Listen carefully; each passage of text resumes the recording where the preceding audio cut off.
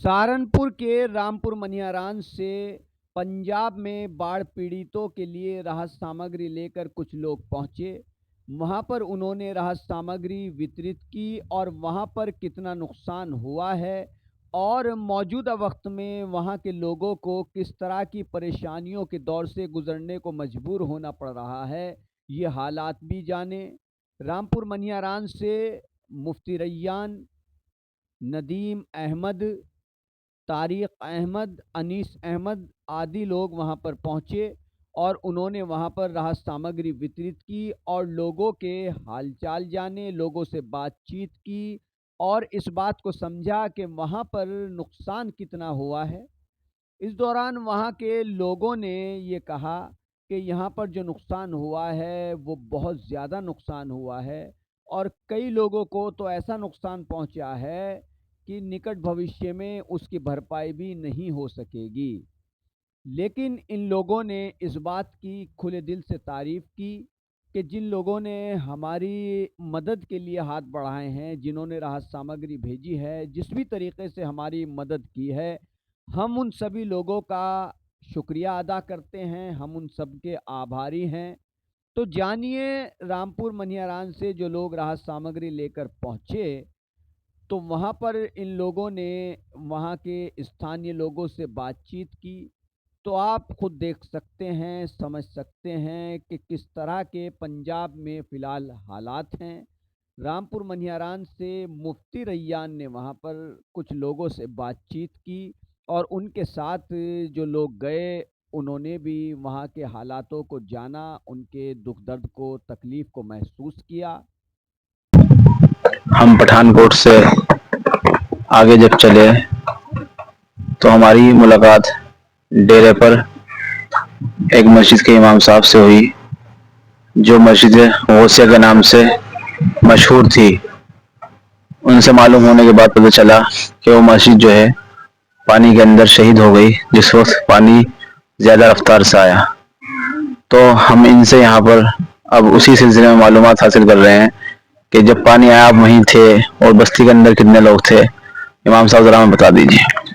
बस्ती के अंदर हम ये उधर से उस मौके के टाइम अपने घर से थोड़ा सा नजदीक ना जो सड़क है अड्डे में, उधर बच्चे थे हमारे, जो बाकी और परिवार थे। रात के 3:30 बजे पानी आया, तो पानी बहुत ज्यादा रावी दरिया का जिस टाइम आ गया, तो हम उधर से निकल कर सिर्फ अपनी अपनी जान लेके जान बचा। और हमारे परिवारों की एक घर के 4 जी जो मेंबर पानी में उसमें रुड़ गए हैं। एक माई थी हमारी, ते एक उसके बच्चे थे, 2 पोते 1 पोतरी, तो वो भी पानी में बेचारे रुड़ गए। तो बाकी लोग बस्ती में हमारे 26 घर से उधर जड़े मुसलम तो गुजरों गए थे 4 घर और थे जो हिंदू भाइयों तो उनका भी मकान कौन जो बह गए, हमारे मकान कौन थी, जो कुछ भी था जी। वहां पे पानी बग रहा, दरिया बग रहा, इस टाइम नदी बग रही है, उधर तो कुछ दिखाई नहीं दे रहा। तो बस ये बात है कि हम लोग इस कार से बेघर हो गए हैं।